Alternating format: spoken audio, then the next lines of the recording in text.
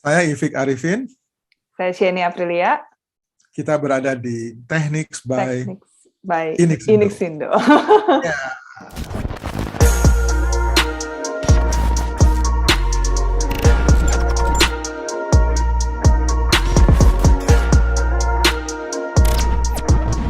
Oke, Mbak Sheni, apa kabar? Kita Baik, berjalan sehat-sehat. hari ini.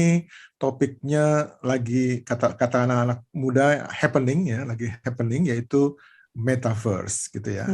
Ya. Nah, sebelum kita masuk ke metaverse, dulu Mbak Sheni sekolah apa sih kok bisa larinya ke teknik gaming segala macam yang saya dengar gitu. Gimana Mbak Sheni? Cerita sedikit. Sekolahnya mungkin kuliah kali ya. Kalau sekolah kuliah. SD sampai SMA mah pretty standard ya. Saya percaya SD, SMP, SMA sudah dialami ya. udah. Syukur udah. Kalau pasti. iya, pasti. S1-nya di mana? S1-nya di mana? Ya, S1-nya di ITB, Teknik Informatika. Wow. Jadi masih nyambung sih. Kebetulan S1 aja, nggak memutuskan untuk nggak lanjut sekolah sih. Oh, cukup ya bekal untuk ini ya apa? Untuk mengarungi dunia IT ya, gitu ya. Saya rasa cukup. Tentunya yang menentukan adalah pengalaman ya, pengalamannya bergerak. Kan terakhir berada di sebuah perusahaan yang bergerak di bidang gaming begitu ya? Ya betul, sampai sekarang juga masih. Iya. Masih. Gaming apa aja tuh kalau boleh sedikit aja, gaming apa ada serius game atau seperti gamification atau game based teknologi yang mana yang di apa core-nya gitu, yang mana? Ya, jadi perusahaannya namanya Agate nih yang di background saya. Jadi kita memang perusahaan game dan tadi kita salah satu yang sudah di-develop selama ini, kita udah cukup lama sih, di 2009 kita berdirinya.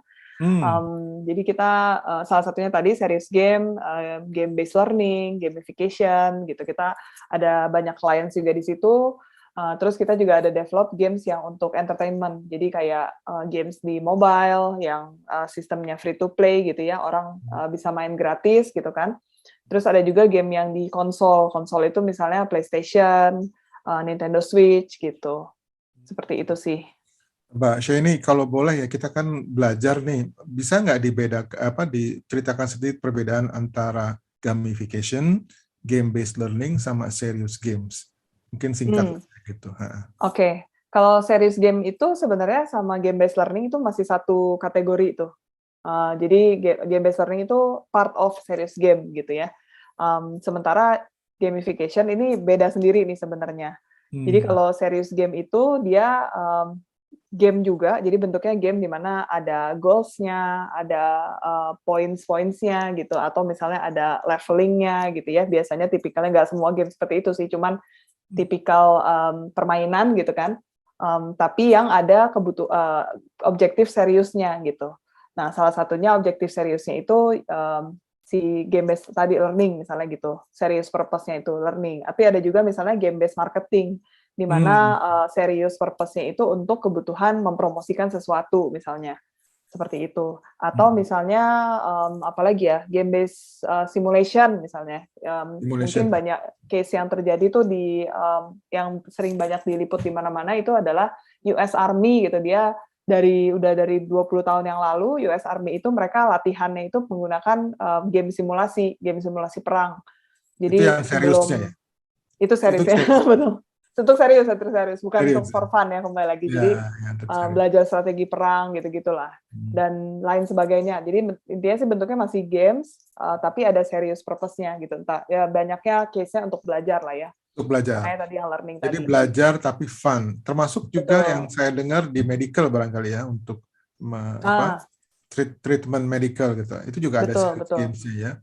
Betul, itu mungkin masuknya lebih ke yang game based simulation tadi, karena nge-simulate misalnya surgery atau apa gitu ya. Atau juga ada juga sebenarnya game based assessment gitu. Jadi bentuknya sama-sama juga games, tapi orang itu ketika main sebetulnya dia main aja sebenarnya, nggak berasa beda seperti main game yang lain, main game aja. Tapi sebenarnya di back end dari si gamenya kita meng-capture how they make a decisions inside the game. Dari situ nanti kita bisa analyze, Pak Ifik ini tuh orangnya ternyata cukup persisten misalnya gitu, atau cukup Bijaksana, kompetitif gitu, cukup bijaksana. bijaksana misalnya gitu. Iya, jadi tergantung objektif dari si game based assessment-nya, kita mengakses Yeah, apa gitu kan. Gitu sih. Nah, itu very mungkin good. serious game. Nah, Yeah. kalau gamification itu tuh sebetulnya bentuknya tuh bukan game, tapi gimana biar kayak any kind of activity bisa dibuat lebih engaging, bisa dibuat lebih meaningful dengan masukin game elements di dalam situ. Misalnya contoh yang sering dibahas di mana-mana juga adalah case di mana ya, aku lupa sih, di negara di Eropa gitu, di mana mereka memotivasi penduduknya untuk merecycle botol plastik gitu. Oke. Merecycle itu dengan cara dia kayak bikin modifikasi di tempat sampahnya itu, jadinya ketika masukin botol minum atau botol plastik di tempat yang tepat nanti nyala gitu. Jadi seperti Hmm. itulah. Terus atau misalnya ada juga yang case di mana gitu di neighborhood di US kalau nggak salah, mereka tuh di mungkin RT-nya gitu kali ya, mereka ada goals untuk menurunkan penggunaan listrik gitu di lingkungan itu. Nah, Ya. mereka adain kompetisi, ya kompetisinya nggak usah fancy-fancy, kompetisi di satu komplek ini misalnya gitu ya. Ya. Terus nanti di-track si penggunaan listriknya yang paling rendah, nanti dia jadi bisa ada di top of the leaderboard gitu. Nanti Ada dari award-nya juga ada barangkali kan? award-nya, award-nya juga ya award mungkin award sertifikat aja gitu, atau mungkin voucher Oh, gitu ya. Just for fun tapi aja, wow. tapi Ya. being in the leaderboard aja tuh orang tuh cukup memotivasi juga ternyata gitu. Betul, Itu betul. contoh memasukkan game elemen-elemen game ke dalam kehidupan sehari-hari gitu, apapun sebenarnya basically tujuannya untuk membuat orang itu lebih termotivasi untuk melakukan hal yang kita mau, kayak tadi misalnya menghemat listrik misalnya gitu, atau misalnya lebih banyak lagi merecycle botol plastik, and can be anything sih basically kayak Ya. gitu sih. Thank you. Jadi memang saya berpendapat bahwa gamification ini adalah the future of education gitu. Artinya seperti quizzes gitu ya. Itu ada leaderboardnya. Gitu. Kalau mereka menang, terus mereka dapat award, klip-klip apa itu bling gitu ya. Tapi itu Betul, buat mereka menjadi kompetitif satu dengan lainnya gitu. Jadi betul. banyak positifnya. Nah, tentunya metaverse ini berhubungan dengan virtual reality dan augmented reality yang notabene dulu ya digunakan sebagai games gitu ya, sebagai permainan gitu. Nah, apa kaitannya sama metaverse ini, dan barangkali juga sekaligus Mbak Sheni menjelaskan definisi ataupun ya apa sih sebenarnya metaverse itu?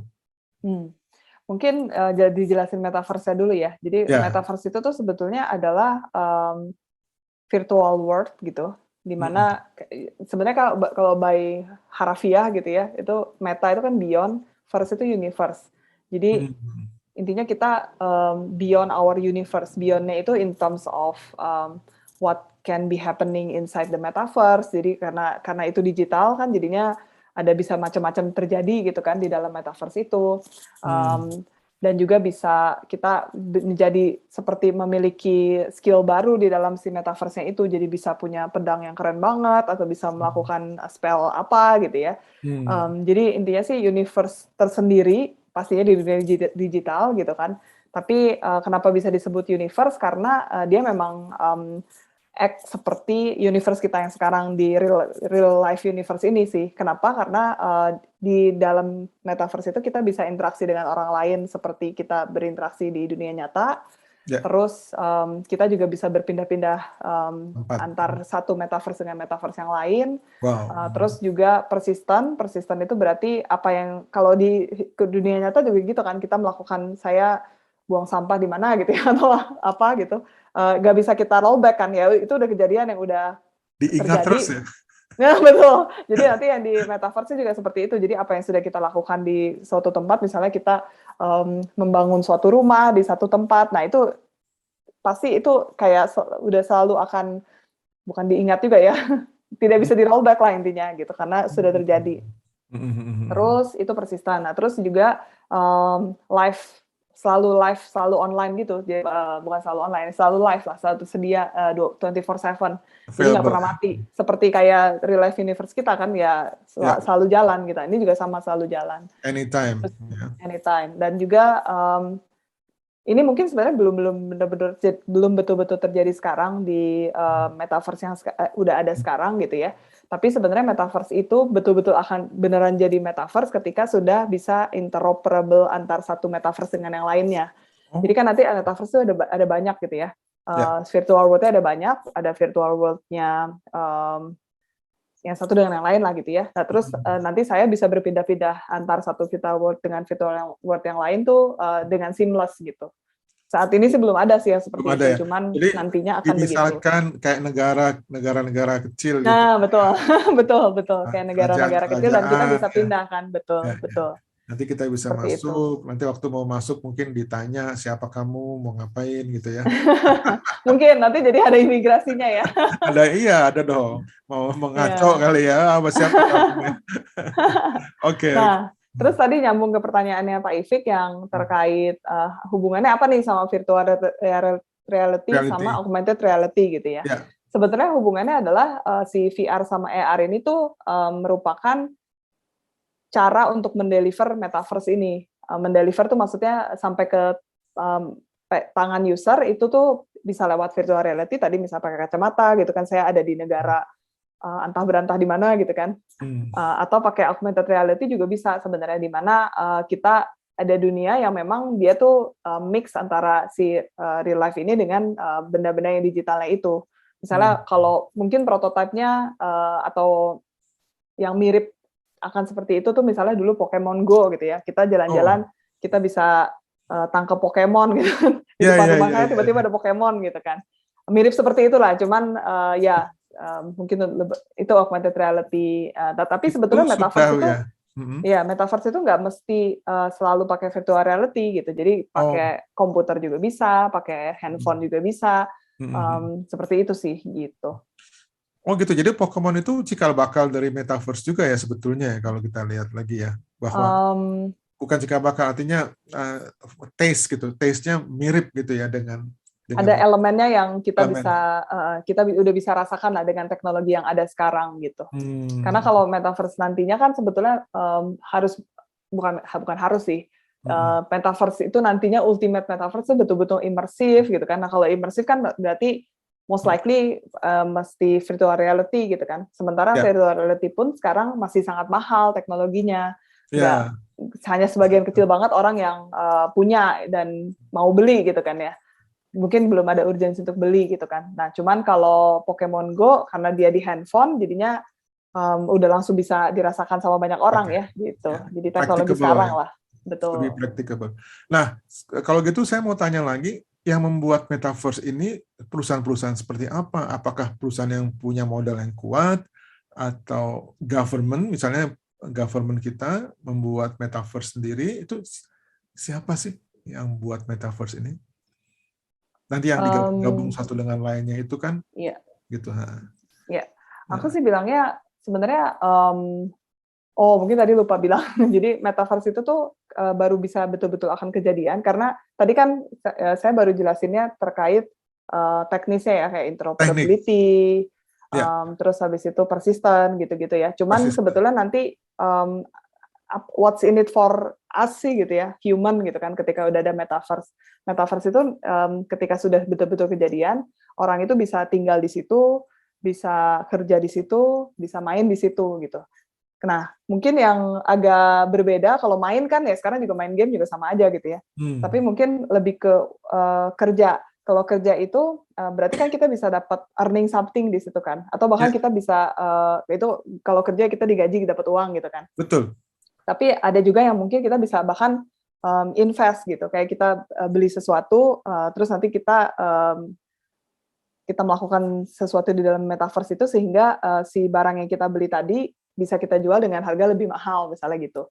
Jadi ada investnya juga misalnya gitu ya. Lalu kita dapat gain gitu kan. Nah, cuman si work ini tuh baru hanya akan terjadi ketika yang sekarang ini lagi ngetrend sih. Jadinya blockchain dan cryptocurrency atau NFT gitu ya, di mana decentralization-nya itu sudah jalan sehingga semua orang itu bisa agree bahwa si currency ini atau si token ini tuh betul-betul legit nih, nggak ada yang akan memanipulasi lah ya, akan merekayasa. Jadi semuanya karena decentralized. Nah, jadi kenapa nanti metaverse itu baru akan terjadi ketika memang decentralization-nya itu betul-betul tadi sudah hemat energi. Kalau sekarang kan belum benar-benar hemat energi ya, makan energinya banyak banget. Nanti ketika sudah jauh lebih hemat energi dari sekarang, baru betul-betul akan kejadian si metaverse-nya. Nah, terus tadi menjawab pertanyaannya Pak Ifik yang terkait siapa sih yang akan bisa bikin metaverse ya? Nah, karena semangatnya dari metaverse ini tuh adalah decentralization, jadi can be anyone sih sebetulnya, dari mulai yang super big company kayak Facebook atau Meta ya, sekarang ganti namanya, Meta, Microsoft, atau misalnya Roblox, atau Epic Games dengan Fortnite-nya gitu kan, atau mungkin yang kayak Sandbox, Decentraland, dan berbagai macam, sampai sekarang banyak banget kan orang yang mulai bikin startup yang memang mau bikin virtual world-nya sendiri untuk eventually nanti jadi metaverse, atau misalnya project token-token gitu, dari mulai yang legit sampai tidak legit gitu ya. Tapi can be anyone sih basically, yang penting mereka tahu caranya, dan juga mereka gimana tahu caranya mungkin secara teknikalnya, tapi juga gimana caranya supaya si virtual world atau si metaverse yang mereka buat itu bisa sustainable. Sustainable itu maksudnya ya betul-betul orang ekonominya jalan di situ, orang betul-betul mau tinggal di situ gitu, orang punya alasan untuk tinggal di situ, kayak gitu sih. Jadi bikin dan make it sustainable itu is a different thing lah. Cuman can be anyone basically opportunity-nya gitu. Sorry ya, panjang banget ya. Nggak apa-apa. Justru itu yang kita cari, karena kita semacam masih menghayal kita ya. Kita masih menghayal, betul.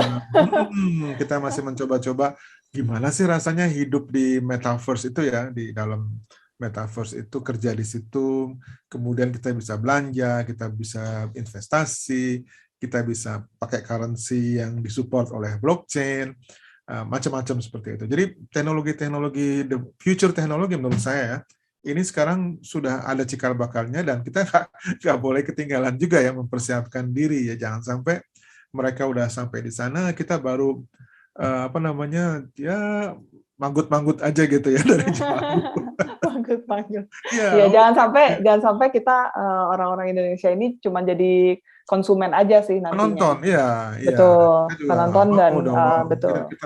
Kita banyak kok orang-orang pinter di Indonesia ya. Betul. Justru saya mau bilangnya bahwa dengan adanya emergence of metaverse dan decentralization ini, jadinya tuh kita malah punya opportunity yang sama nih dengan everyone else in the world gitu. Baik dari tadi dari US lah, atau dari negara-negara yang lebih maju dari Indonesia sebelumnya.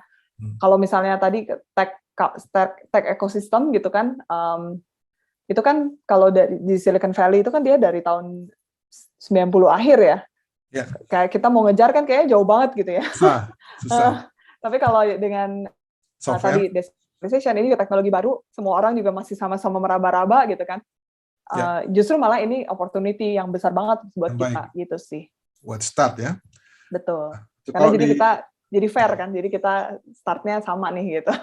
Ya, kan kita memang sudah, kalau di hardware kita nggak kuat ya, kita nggak akan bisa nyusul ke sana ya, kan terlalu jauh. Tapi kalau di software itu kan brandware, kenapa enggak gitu ya. Jadi metaverse salah satu opportunity seperti Mbak Sheni bilang tadi ya. Betul. Sangat menarik gitu.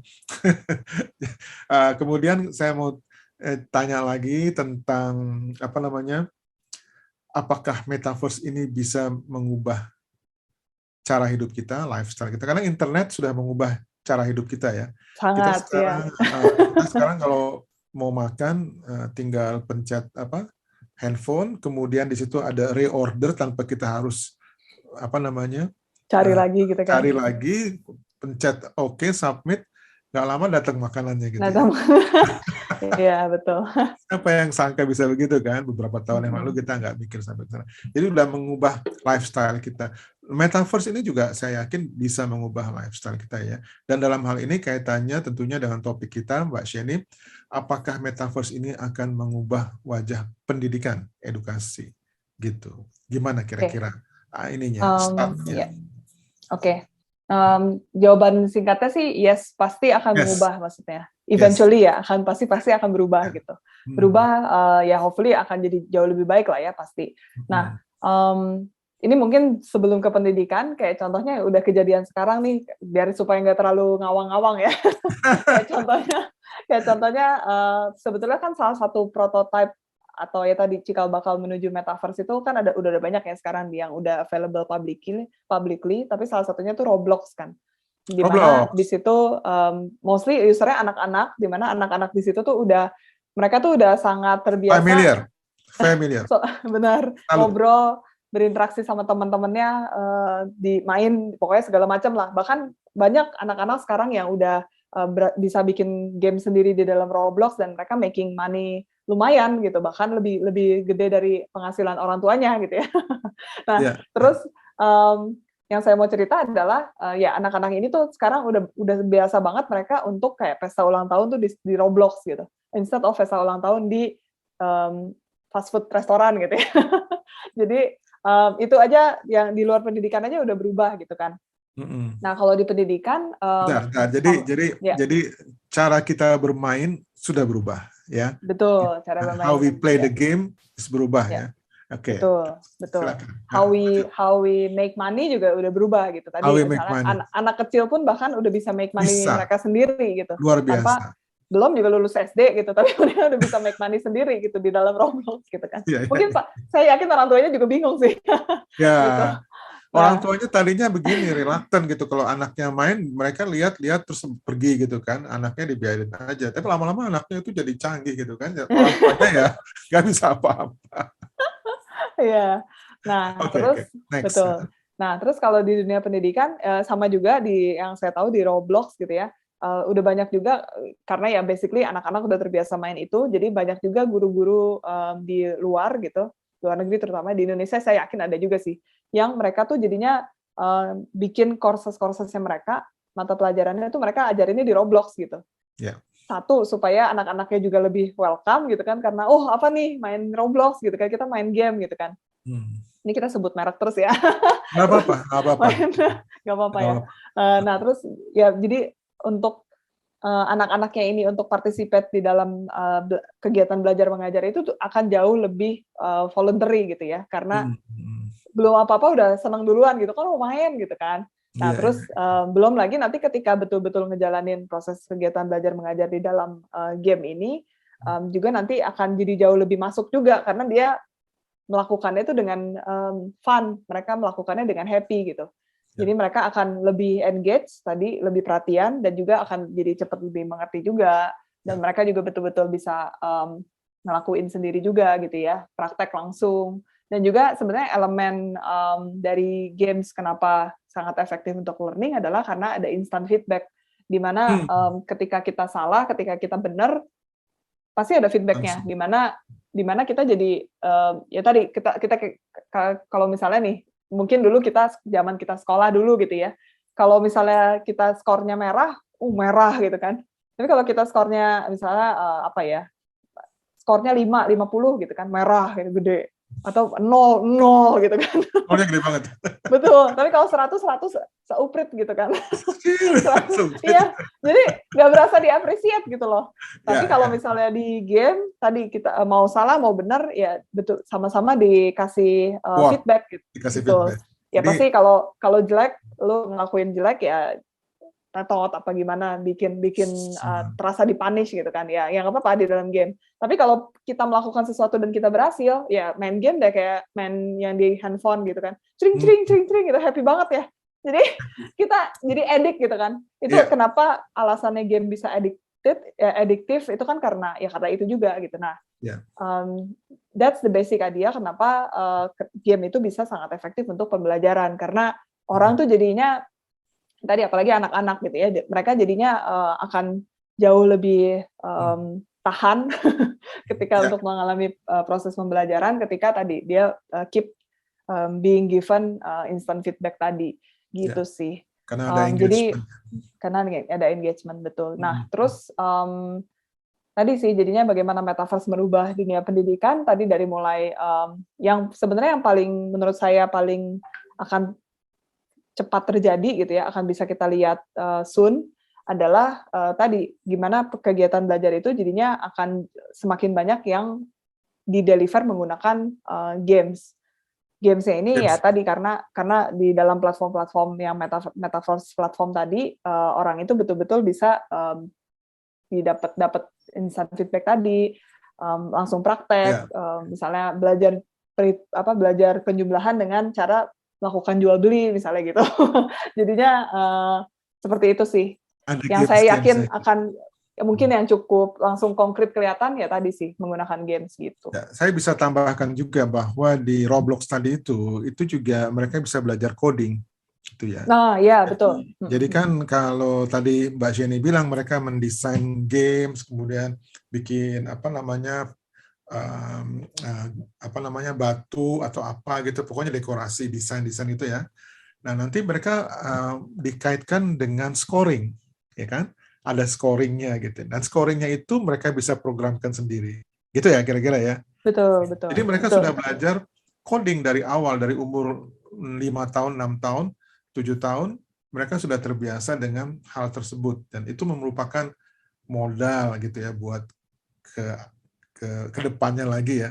Dan saya rasa generasi mereka inilah yang akan nanti mempunyai peranan penting di dunia metaverse barangkali ya. Bukan generasi yang sekarang ini. Betul. Karena itu nanti Ya. memang kan metaverse is the future ya. Ya. Nah, nanti si anak-anak ini yang nanti akan jadi key Mereka leading nanti. betul, mereka yang akan leading di situ gitu. Karena itu nanti eranya mereka gitu. Gitu Iya. sih. Dan mereka udah terbiasa. Jadi memang kita udah bisa melihat ini ya, bukan meramal sih, tapi memang arahnya ke situ. Jadi kita mau bilang apa lagi gitu ya? Iya. Arahnya ke sana, nggak ada yang Betul. bisa ngerem lagi. Ya udah kita belajar aja gitu yang baik ya. Jangan sampai kita ketinggalan gitu ya. Itu mungkin apa yang kita bisa ambil dari perkembangan teknologi saat ini gitu ya. Kira-kira gitu ya Mbak Seni ya. Betul. Nah, Nanti mungkin tadi mau nambahin sedikit ya. selain tadi dunia pendidikan yang akan jadi lebih banyak instant feedback-nya gitu-gitu ya. Juga akan lebih banyak lagi yang langsung learning by doing sih. Kita back to basic aja sih. Jadi basically anak-anak itu dengan tadi kemajuan teknologi nanti semakin advance juga gitu kan.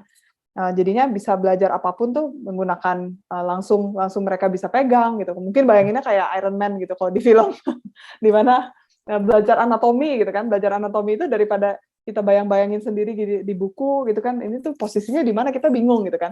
Nah, tapi kalau di nanti ada VR-nya, ada AR-nya atau ada di aplikasinya gitu kan. Betul-betul bisa lihat anatomi. Oh, ini tuh maksudnya begini. Oh, jantung kita tuh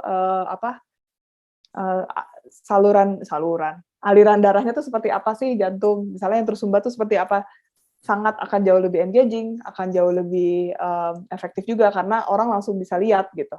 Iya. Gitu Banyak sih. sebenarnya praktis mata pelajarannya banyak sih, kayak ilmu bumi gitu ya, kita belajar Eropa di mana ya. Kemudian negara-negara di Afrika gitu. Kita bisa menjelajah dunia dengan metaverse itu barangkali ya. Betul. Sangat bisa. Ya. Langsung experience gitu kan, perang gitu. Oh, jangan pernah. Oh iya, maksudnya perang zaman dulu gitu misalnya Ya, gitu. oh iya. Tapi memang di Roblox itu perang ya sebetulnya ya, karena mereka bisa menciptakan senjata segala macam gitu ya. Belum tentu karena bisa apapun sih basically. Ada juga yang kayak yang populer itu kan kita berperan jadi pengantar pizza gitu. Oh, Ya jadi nggak mesti perang sih, maksudnya kamu ya perang. sangat tidak ya. Oke. Nah, kalau yang namanya smart classroom itu bisa nggak dibentuk melalui metaverse ini, Mbak Sheni? Mungkin boleh dijelasin dulu smart classroom yang dimaksud tuh yang seperti apa? Ya, smart classroom ya artinya kita bisa melihat ya itu tadi belajar matematika tapi dengan menggunakan avatar gitu ya, bisa belanja segala macam gitu ya. Nah, tapi kan itu baru bayangannya aja. Nah, implementasinya seperti apa gitu agar metaverse ini bisa melebur dalam classroom gitu ya. Bahwa di kelas itu kita bisa melihat, kemudian pengajarnya bisa membangun skenario-skenario yang membentuk apa namanya pembelajaran gitu. Kira-kira seperti itu bayangan saya. Mungkin sebetulnya jawabannya pasti sangat bisa ya, apalagi nanti metaverse itu udah jadi bagian dari kehidupan kita sehari-hari nantinya gitu kan. Cuman sebetulnya nggak perlu metaverse pun, di sekarang pun kayak dengan tadi teknologi games, handphone, komputer gitu ya, smart classroom itu udah sangat bisa kejadian, di mana anak-anak itu bisa tadi langsung menjalankan suatu simulasi misalnya apa ya, kayaknya di sekolah-sekolah sekarang udah banyak juga yang ngajarin business acumen misalnya atau entrepreneurship gitu kan. Nah, entrepreneurship-nya mungkin di luar kita langsung cobain praktek jualan misalnya gitu kan, kita juga bisa cobain ada belajar bisnis dengan menggunakan game simulasi bisnis gitu. Jadi kita ceritanya kita punya usaha, suatu usaha gitu, terus nanti ada yang namanya cash flow gitu. Kita harus beli stok, misalnya dari beli stok ini kita jual, nanti kita bisa set harga, misalnya seperti itu. Jadi nggak perlu nunggu metaverse pun sebenarnya dari sekarang udah bisa kejadian, betul. Nah, cuman mungkin challenge-nya terutama kalau untuk anak-anak gitu ya, terutama gimana biar membalance antara mereka juga, apalagi sekarang gitu, di mana anak-anak pada school from home, mereka seharian udah lihat screen terus gitu kan. Capek. Gimana kita bisa membalance itu, karena kasihan juga ya mereka interaksinya hanya satu arah gitu terus gitu. Mungkin yang perlu hopefully bisa segera dikembangkan adalah bahwa mereka bisa lebih ada interaksi dengan satu sama lain gitu, dengan menggunakan ya entah games atau nantinya di metaverse kayak gitu sih. Oke, kalau gitu karena sudah disinggung ya, mungkin ada psikologi ke efek gitu ya untuk mereka yang bermain virtual reality ini. Mereka kan kebanyakan menggunakan avatar ya kalau di metaverse itu ya, menggunakan avatar di mana mereka sendiri lokasinya mungkin entah di mana gitu, kemudian bertemu dengan teman-temannya, itu kan tidak ada interaksi sosial dalam arti kata yang sebenarnya. Interaksi sosial terjadi secara maya gitu ya di antara avatar-avatar itu. Apakah itu ada efek psikologis? Wah, saya bukan psikolog jadi nggak tahu. Cuman saya rasa sih sedikit banyak pasti ada sih. Ada ya. Aku juga curiga ada itu. Pasti ada sih, karena ya tadi sebelumnya anak-anak tuh ya dari dulu gitu kan sampai sekarang, kenapa kita bisa baik-baik saja sekarang, mungkin karena dulu kita sering interaksi sama satu sama lain yang ngobrol aja gitu loh. Ya dengar juga ada case di mana anak-anak saking dia nggak pernah ke sekolah juga, jadinya di rumah tuh ya betul-betul belajar dari sini gitu kan, cuma dengerin aja mungkin, terus habis itu beres sekolah dia main game juga gitu ya. Bagus kalau ternyata keluarganya interaksi sama dia gitu kan. Jadi ada interaksi gitu kan. Tapi ada banyak juga saya yakin case di mana anak-anak ini tuh nggak diajak ngobrol juga sama keluarganya yang lain. Jadi dia betul-betul pasti ada efeknya sih di bagaimana di skill komunikasinya dia gitu ya. Bagaimana dia menyampaikan ide gitu-gitu sih. Ya. Siapa tahu nanti bisa jatuh cinta dengan avatar yang lain gitu ya. Sebenarnya nggak apa-apa juga sih.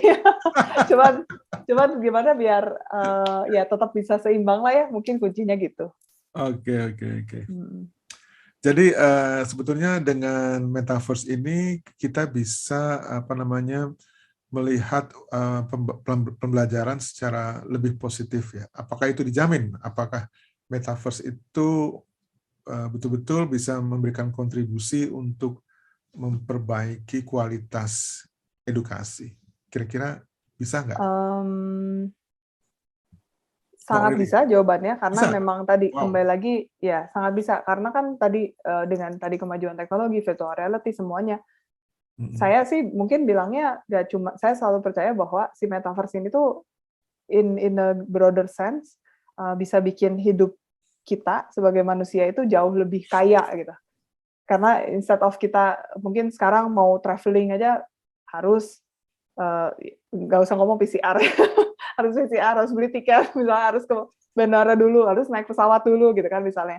nanti dengan di metaverse akan sangat gampang untuk kita pindah tadi misalnya ke negara lain atau misalnya kita ke Eropa zaman dulu gitu ya misalnya. Jadi will be bringing our life becoming more richer gitu, udah pasti itu. Jadi akan experience yang kita alami sebagai manusia di hidup ini tuh akan jadi jauh lebih kaya gitu. Luas ya, lebih kaya, betul. Ya, lebih kaya karena kita bisa experience berbagai macam hanya Mm-mm. di dalam rumah misalnya gitu kan.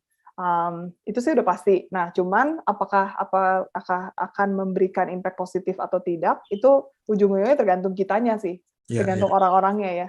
Karena bisa dibikin jadi jelek juga, Ya, bisa dibikin jadi bagus. Jadi itu tugas kita kembali lagi sih, tugas kita gimana? Mungkin kita sekarang bagaimana kita mendidik si anak-anak kita yang nanti menjadi future generation ini supaya mereka punya morality kompas yang tetap bagus gitu kan, ya. sehingga ya mereka again bisa menggunakan ini tuh menjadi hal yang bagus juga ke depannya untuk Ya.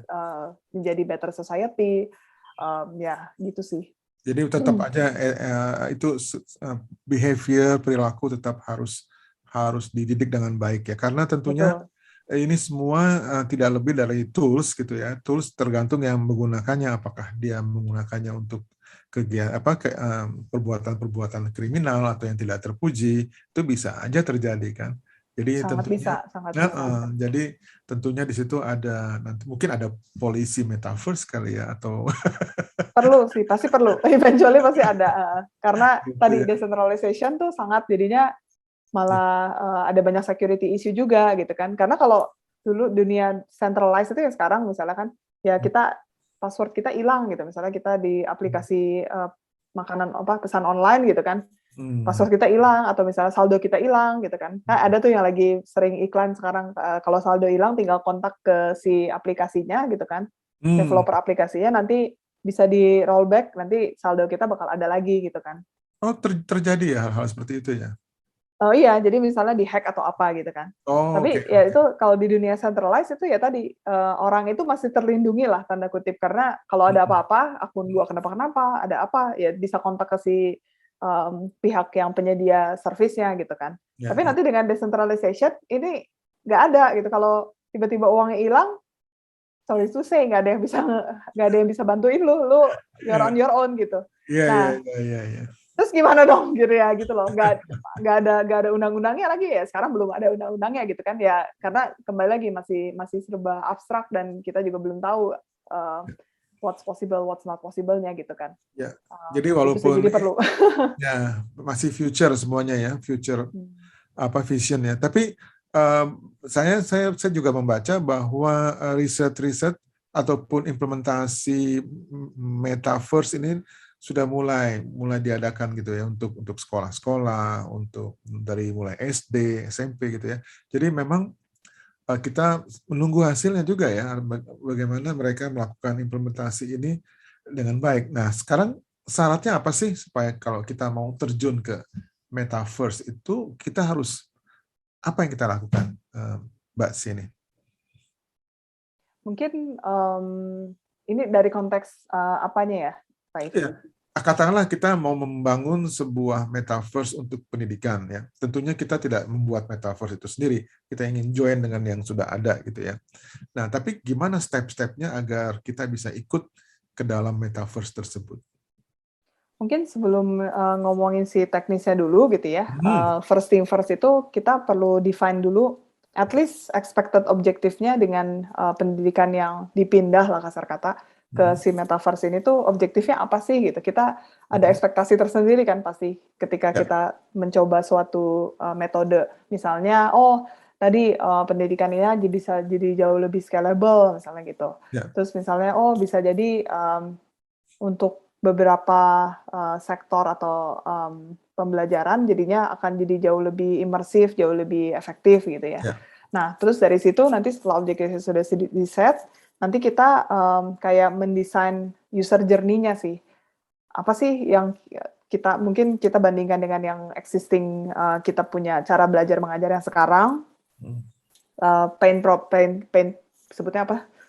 pain problem, nah ya problemnya di mana gitu kan, Problem utama pain ya. point, nah Pain betul, point. pain point-nya di mana, pain point-nya di mana, dan how the metaverse or the technology can help solving that gitu kan. Terus nanti baru dari situ kita akan kayak semacam prototyping dan terus-terusan iterasi sih untuk kita tes langsung ke si segmen usernya yang akan nanti pakai, apakah ini membantu atau malah kita malah mundur gitu ya, instead of ini membantu gitu sih. Mungkin general step-nya tuh selalu seperti itu sih, mirip dengan kita mendesain produk apapun sih basically. Oh Kita gitu. set objektif, lalu kita tentukan pain point yang kita mau solve, terus kita keep doing the iteration gitu sih.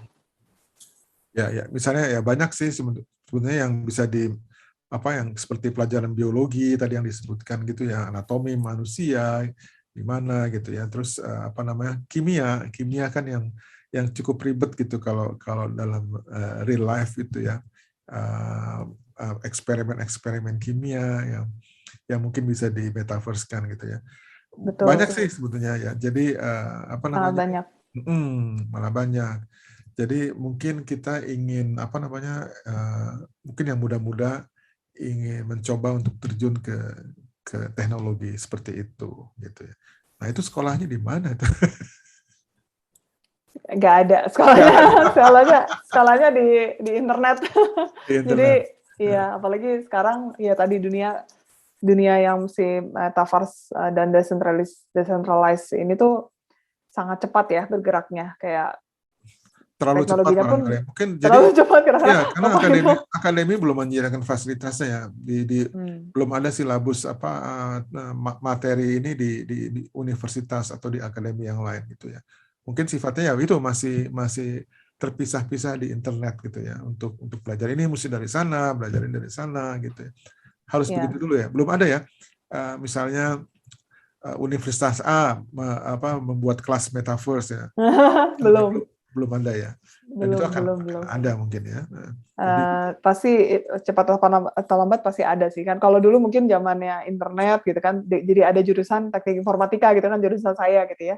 Nanti mungkin teknik informatikanya shifting atau malah di-expand gitu, jadi mempelajari decentralized technology mungkin gitu. Decentralized technology. Ya kan ada artificial intelligence juga kan yang sudah populer sekarang. Betul. Jadi kenapa enggak dengan metaverse ini kita bisa punya satu bagian lagi untuk research maupun untuk untuk kita belajar di situ gitu ya, kira-kira gitu ya. Jadi Mbak Sieni, apa harapannya nih untuk di bidang edukasi ini yang terkait dengan metaverse gitu, Mbak Sieni? Mungkin ya sebenarnya mungkin harus di quick look back dulu dari mulai web 1.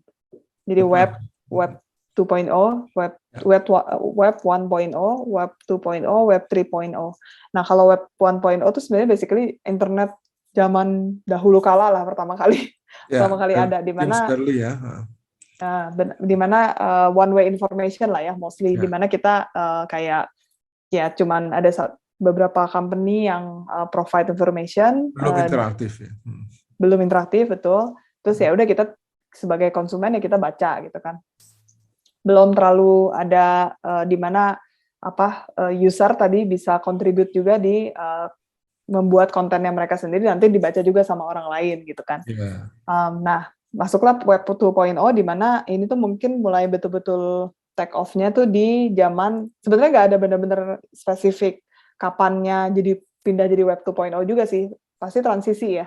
Nah, cuman jadi mainstream itu tuh seiring dengan misalnya Facebook, sosial media lah basically, di mana tadi semua orang jadinya bisa contribute to the internet gitu kan, bisa create konten, orang bisa saling komen, bisa gimana gitu, jadi seperti itu. Dan juga sekarang ya gak cuma sosial media, juga mungkin blog gitu ya, seperti itu. Nah, itu. Terus kalau yang web 3.0 ini lebih ke kata kuncinya tadi decentralization, di mana instead of satu company yang mengkontrol sebuah ekosistem, ini nanti jadinya decentralization tuh di mana orang itu saling ada banyak pihak nih yang mengontrol suatu ekosistem. Banyaknya itu bisa banyak banget gitu, karena setiap orang itu juga bisa pegang satu node gitu ya di dalam si ekosistem itu.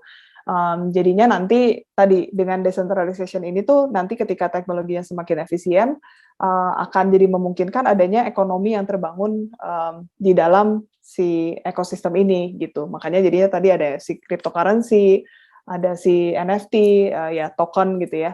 Jadinya itu jadi something yang betul-betul karena tadi nggak dipegang satu pihak, jadinya itu jadi dipercaya itu betul-betul punyanya si X, digital ownership lah sebutannya gitu. Gitu sih. Kalau dulu kan ya tadi karena saya walaupun beli suatu skin misalnya di dalam game gitu ya, tapi tetap aja kalau si company-nya itu dia memutuskan untuk matiin servisnya, ya bukan punya saya lagi dong gitu. Tapi kalau nanti dengan sekarang juga udah ada decentralization, ya itu saya membeli token dengan address sekian gitu, ya itu betul-betul punya saya, itu nggak akan pernah hilang gitu. Karena si decentralized system ini nggak akan hilang kan gitu. Gitu sih. Blockchain teknologi ya. Betul. Nah nanti itu jadi use case-nya tuh jadinya cryptocurrency tadi token gitu-gitu sih. Yap, jadi yang terakhir tadi ini ya harapannya dengan ya di education kira-kira apa nih? Ya harapannya saya sih memang punya apa ya personal dream juga suatu saat nanti kayak education gak usah jauh-jauh deh di Indonesia gitu kan. Kita tuh punya quality of education yang jauh lebih bagus. Udah jelas dari zaman saya dulu sekolah dan juga dari zaman sekarang sih. Gimana biar ya tadi quality education-nya bagus. Apa sih definisinya quality education bagus? Ya orang-orangnya tuh nantinya betul-betul bisa punya critical thinking yang bagus, punya ya logical thinking yang bagus gitu ya. Jadinya nanti karena tadi kembali lagi nanti tuh dunia akan bergerak semakin cepat. Jadinya susah kalau orang-orangnya itu nggak punya critical thinking yang mumpuni gitu. Karena nanti dia jadi, oh itu referensinya mana ya? Referensinya bisa jadi nggak ada gitu. Jadi dia harus pikir sendiri gitu. Logiknya dia harus pikir sendiri. Nggak boleh asal nerimo aja gitu ya. Betul. Jadi harus ada ya kemampuan gitu. Logical thinking, critical thinking itu nantinya akan jadinya mensupport juga kemampuan untuk nge-create juga gitu. Kemampuan untuk meng-create something new. Ya eventually nanti harapannya Indonesia ini kita bisa jadi leading juga gitu. Hopefully di Web 3.0 ini gitu. Ya, jadi kita nggak cuma nonton aja ya, kita juga ikut berperan di situ ya. Betul. Itu harapannya ya. Kesempatan besar ini. Kita ada di shifting of teknologi yang sungguh besar lah gitu. Dan jadi ini tersedia semua ya, fasilitasnya ada, teknologinya ada, tinggal kita aja mau apa enggak gitu ya. Ya kita cepet-cepetan. Kita punya energinya nggak? Kita punya energinya nggak untuk kejar ke situ? Iya. Mbak Sheni, terima kasih banget ya. Kita sudah melakukan podcast cukup lama dan sangat-sangat bermanfaat loh gitu ya buat saya terutama ya, tentunya untuk teman-teman lain. Sama-sama Pak Ifik. Ya mudah-mudahan nanti kita akan dapat berdiskusi dengan topik yang sama yang terkait dengan metaverse ini karena saya belum puas nih tentunya masih banyak banget yang perlu bisa kita bahas benar. Betul sekali masih belajar banget juga ini ya jadi ya happy to talk again. Oke, nah kita memberikan salam kepada teman-teman kita, salam kompeten ya, kita hitung 1, 2, 3, salam kompeten.